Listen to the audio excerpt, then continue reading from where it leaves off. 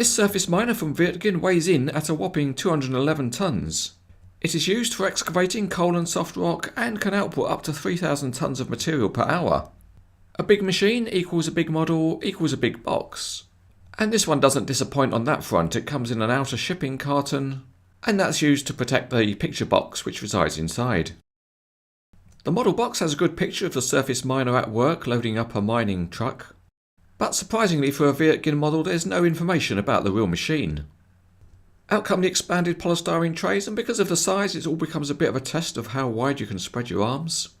And the first thing out is a simple instruction sheet. It has some simple pictures which is okay as far as it goes, but really a big model like this deserves something better. The box is factory sealed, so it's a chance to use the cutting knife, or you could try biting the tape off if you're that way inclined. Once the lid is lifted, you can see why the box is so large, because this is a big long model. It is well packed and there are some bits of packaging to remove once the model's out of the box. A couple of bits protect the access stairs at the front. And there's one of those horrible twist ties across the discharge conveyor turntable. There was one item that was loose in the box as a result of the shipping, and that's this piece of pipework. But it was easy to see where it fitted on, and it's another job for our old friend Superglue.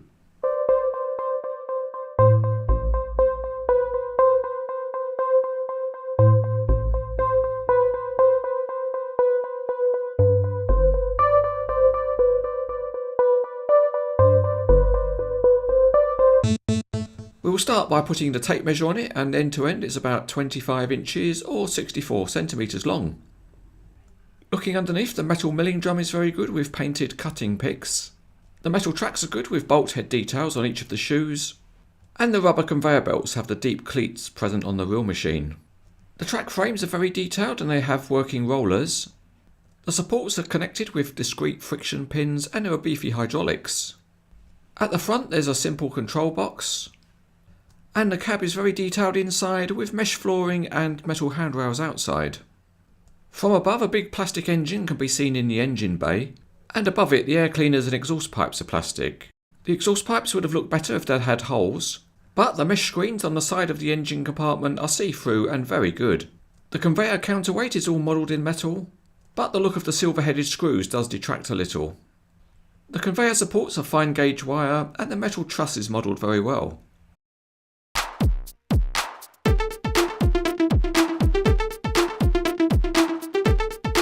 At the Baumar exhibition in 2013, Wirtgen had one of the biggest display stands. Among the products there was the 4200 surface miner. That gave visitors the chance to see the huge size of this mining machine. It's an economic mining machine because a single operator can produce milled product at a high output.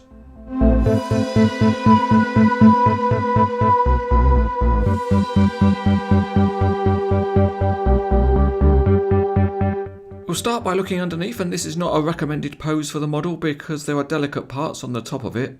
So you have to support it carefully, and besides the operator would fall out of the cab. The scraper blade is adjustable and the milling drum rotates freely. And each of the side plates can be lifted and lowered, and they're controlled by hydraulic cylinders, which have a pleasant stiffness. The primary conveyor belt is rubber, but it's very hard to rotate it. However, the rollers on the structure do rotate. Moving to the track units, the metal tracks are quite stiff, but they can be rotated by hand. They are, however, multifunctional because they pivot up and down, and each track unit has independent steering controlled by hydraulic cylinders. So it's possible to replicate any of the steering modes of the real machine. Moving out onto the cranes etc. mine, and the tracks will roll if they can bite on a rough surface. Looking now at a couple of the smaller features, there are working access stairs.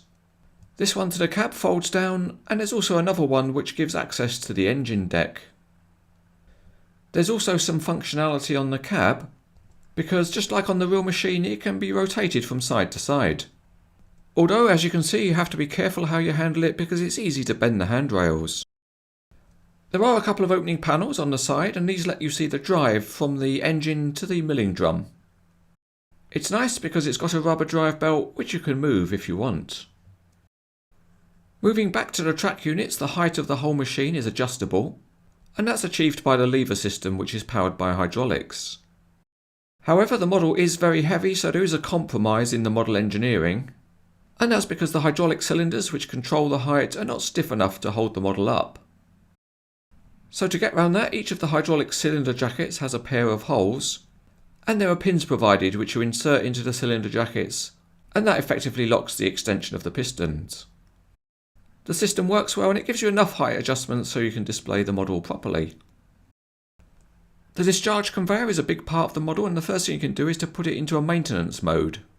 The reason this is done is to allow the primary conveyor to be lowered so the belt can be replaced. In normal working mode, however, the conveyor has some interesting features. There's an adjustable counterweight system and it just slides towards the back, and that allows the conveyor to be properly balanced. And that's needed to enable the conveyor to discharge to the side of the machine, if that's what's required. Of course, it is a high output machine, so typically it would discharge into a big mining truck. And to enable it to do that, the discharge conveyor is height adjustable. You need to carefully adjust the two hydraulic rams that control the height. And they are pretty thin and stiff, so you need to be careful not to buckle them as you push. Having said that, it does mean they are able to support the conveyor without it wilting down over time. There is a decent amount of height adjustment, so you can easily pose it discharging into a big mining truck. The rubber belt on the conveyor is big and robust, but that also does mean it's very difficult to actually move. So really you should only do this if you also like pulling your own teeth out. This is certainly a big and impressive model from NZG. The details and the features are for the most part very good, and it makes an interesting and unusual display with a suitable mining truck.